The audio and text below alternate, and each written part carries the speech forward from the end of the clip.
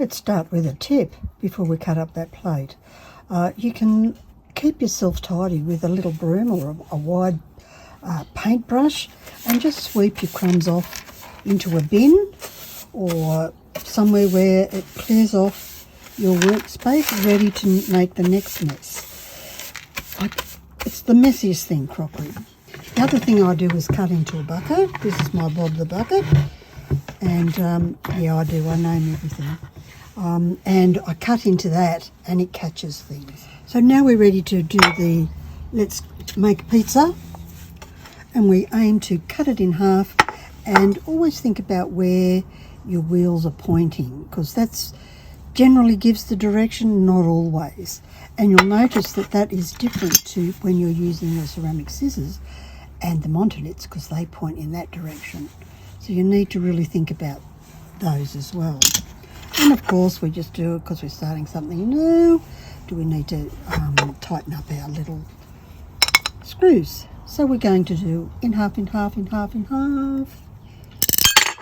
Almost.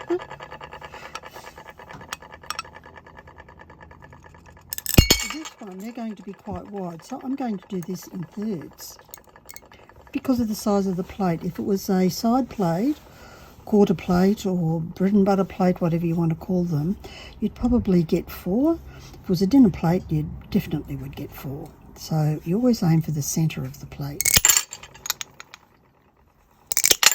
And then you'll end up with something roughly shaped like that.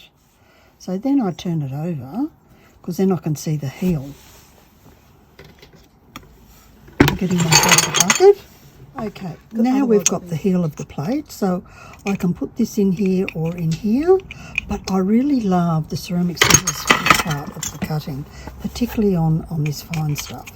So you can cut off, there's a little bit of a sign there. So remembering where I point this, I'm going to point those to that corner. Here, put them on the edge and then give a squeeze. Pretty good. And then here, I'm going to nudge it up right next to that heel. So underneath its little cheek. And chop that off. So I've got this. So this is where you could use this for bird's feet. Trim that off, make bird's feet. And then I end up with this sort of shape, and then I come down to the bottom of the colour and chop that off. Mostly all off in one go. You're lucky to get that. And then we end up with that sort of shape. Now, what can we do with that shape? Let's first have a look at borders and curves, and then we'll have a look at the petals. So to make a border, you could do a big border like this, or you could cut these in half.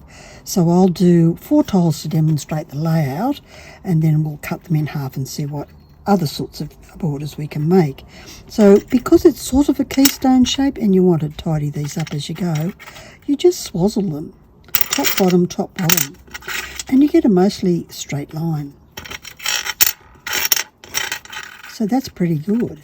If I wanted to go in a curve and avoid making all the patterns line up,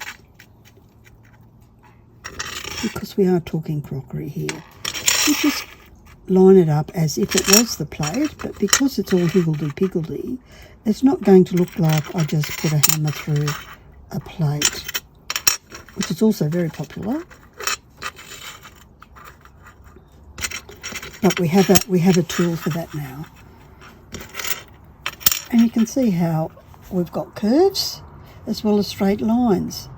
So that's brilliant. If I want to change the angle of this curve, then I just shift it this way. So I could build a snake or a hill or whatever I wanted, going round the bend.